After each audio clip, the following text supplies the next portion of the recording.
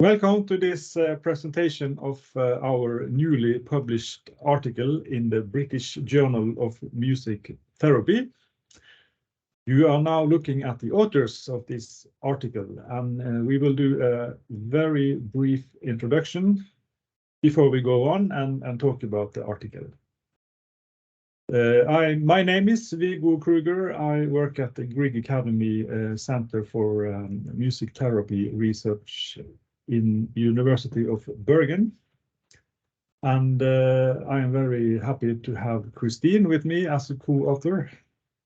Christine, who are you? Yes, my name is Kathleen Wilhelmsen, and I'm a PhD research fellow at the Norwegian Academy of Music in Oslo, in Norway. And I'm doing a project on adolescents with trauma and music therapy. And I also work as a music therapist in child welfare in Oslo. Yeah, and I give the word to Dag. Yes, hello. My name is Dag Nordanger. I'm a specialist in clinical child psychology. I'm working at a regional trauma competence center, and I also I'm a professor in psychology at the university in Oslo. Yes, and I've been in the trauma field for many years. Thank you. Kathy? Hi, everyone. I'm Kathleen Murphy. I am the program director for the Music Therapy Master's Degree program at the State University of New York at New Paltz. And I am also a trauma-informed music therapist with expertise also in addictions, depression, and anxiety. Thank you.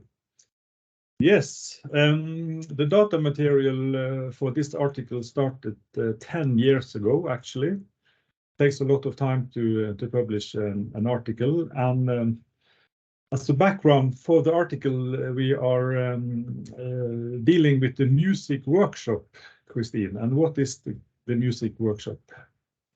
Yes, well, we thought we could start by setting the context in which the article is founded on. And what we try to do in the music workshop is to facilitate participation in music therapy for adolescents. And in the extension of this, we try to facilitate participation in the community and in a larger extent in the society. And in doing this, we try to listen to the young people's needs and what they want to do in order to facilitate this in a good way that fits them. And this takes a lot of time and effort to do this, and it's not always easy because young people do not always know what they want, or they are not always able to express what they need. And they may have bad experiences with adults, and they may struggle with different kinds of mental health challenges that makes life easy and social life difficult and stressful. So we try to do this in a good way, and that's why we have the trauma-informed care perspective that we use a lot in this work. And the music workshop have different forms, both individual programs and group programs. And we always start individually. And most often in my work, I start with meeting the young person in their home, where they live in the child welfare institution or in foster care. Sometimes they come to the music room if they feel that that's more safe for them. And after a while, we invite them to a room that is fit for music therapy when they are ready. And we always start with the young person's interests, both the instrument that they are interested in and the music that they like. And this is demanding for the music therapist, but we try to be very flexible and try to do what they want to do. And activities can vary, as we also describe in the articles, from listening to music and talking about music and what it does to us and what it means to us and when we listen to music and why. And we also write songs together about everything from things we like, or spring, or the winter, or snow, or sun, or hot chocolate, or other things like family or friends, and always sometimes it's difficult, sometimes it's very easy, and yeah, we try to invite them to write about many different things.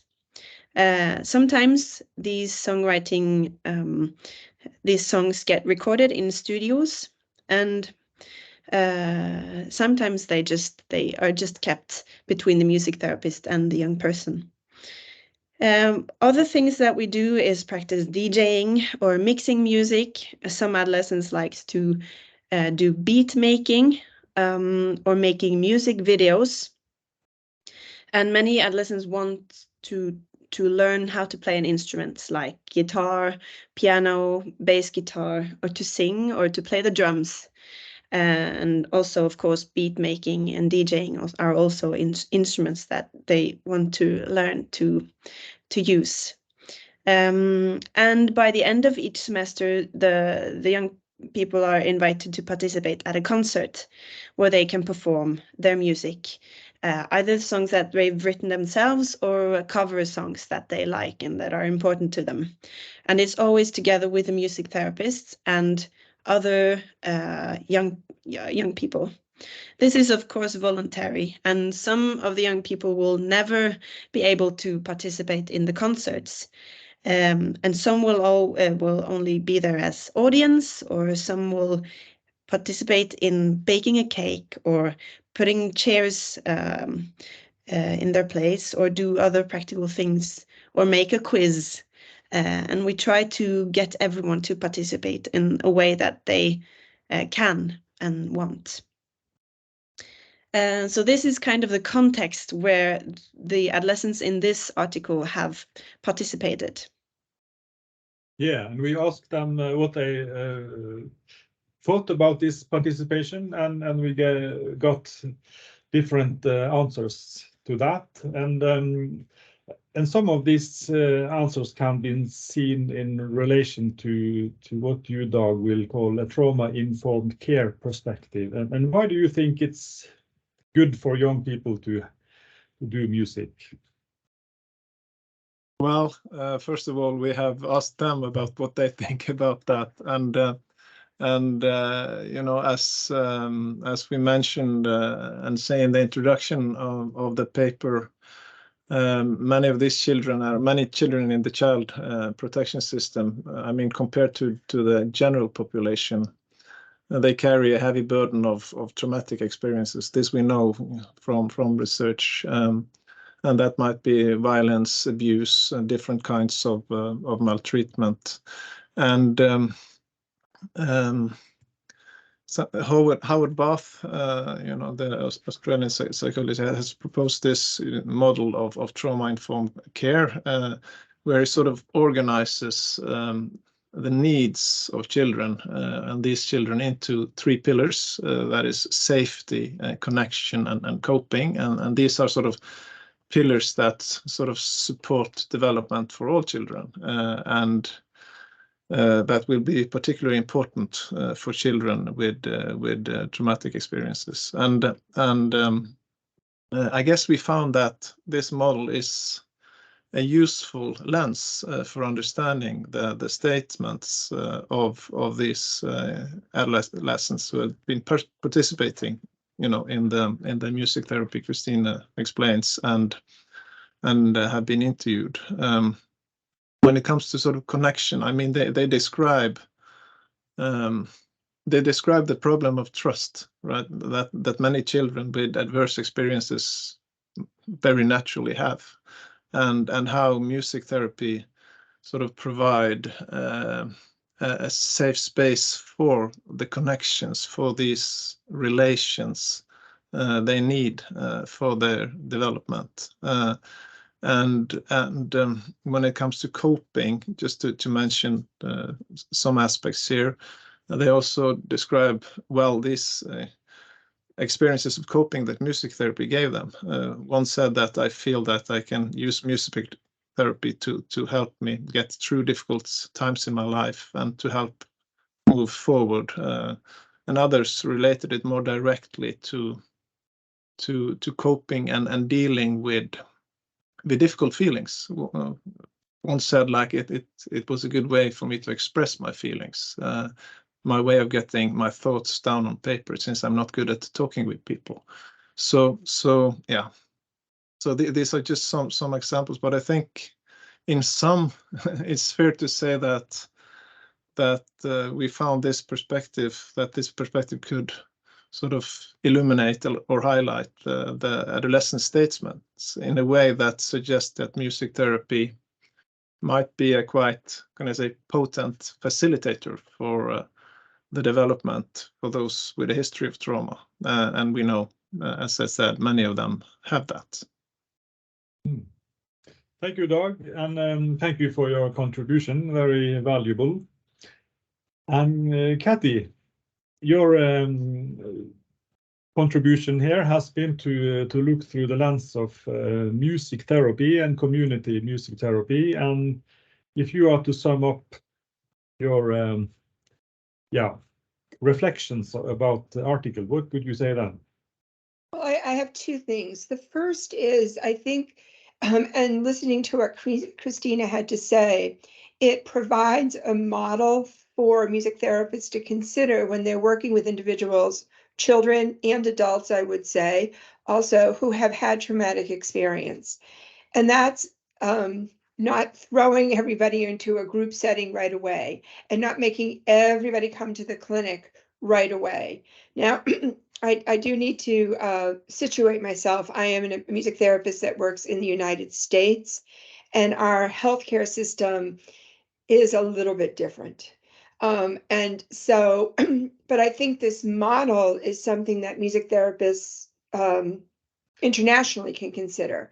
And it's that building that trust first, which in every model of trauma-informed care is like the first step, safety and trust. And we saw that with in Christina talking about how she met the individual, the adolescents in their home or in their where they lived, and then worked with them individually to develop a relationship, which is key because we know that when people have experienced trauma, their relationships with others and their ability to relate to others is impaired.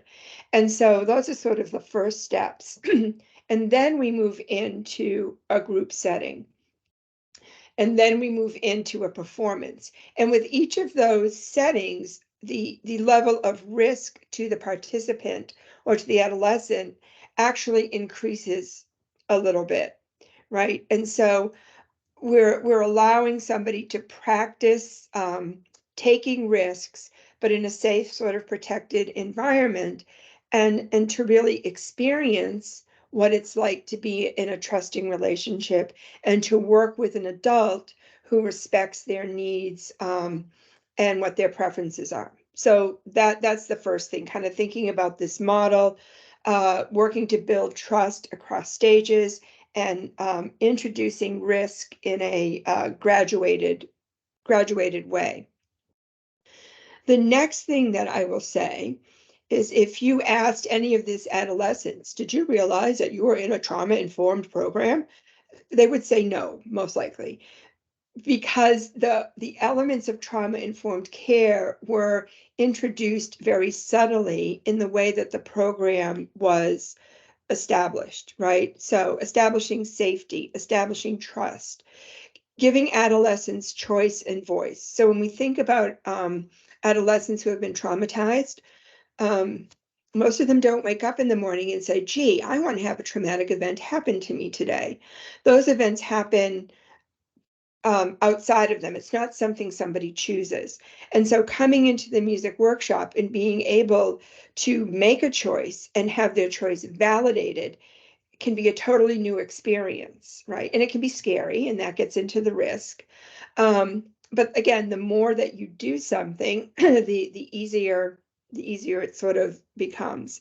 And in doing that, in the choice, giving people choice and voice and letting them sort of see how they're how developing skills over time, the performance at the end is about empowerment. And it's about, I can use my experiences, I can process them in this creative way, and then I can share it with others in the way that's comfortable for me.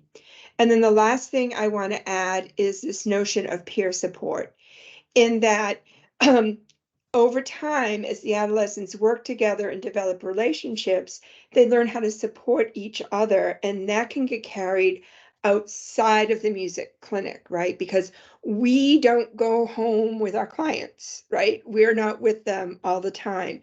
And the idea is that they can develop these skills and take them outside of the music therapy setting and incorporate them into daily life.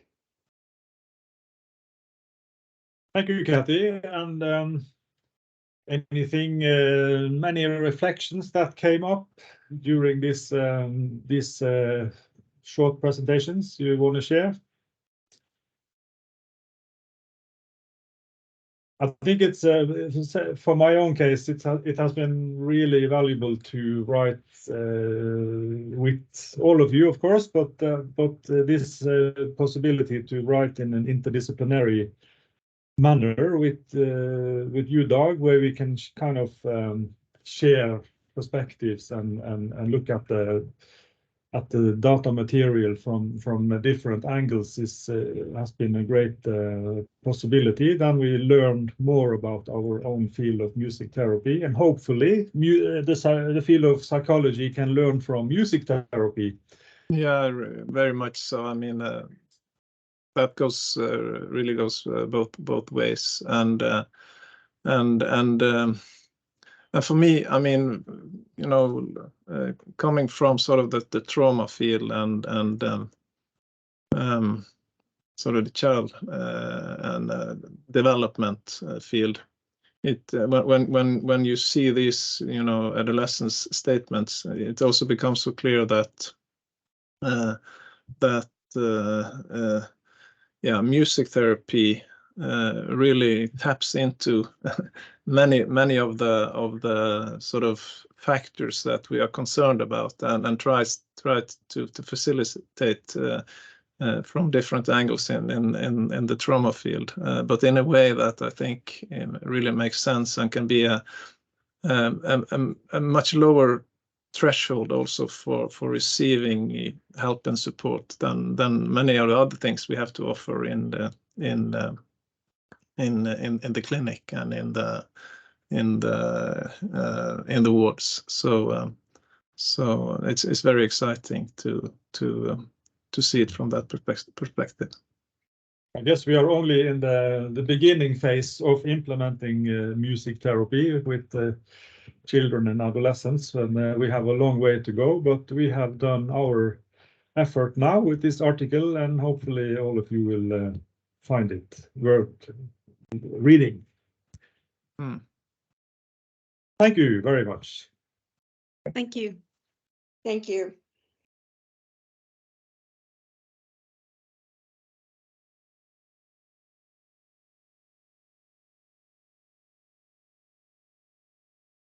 And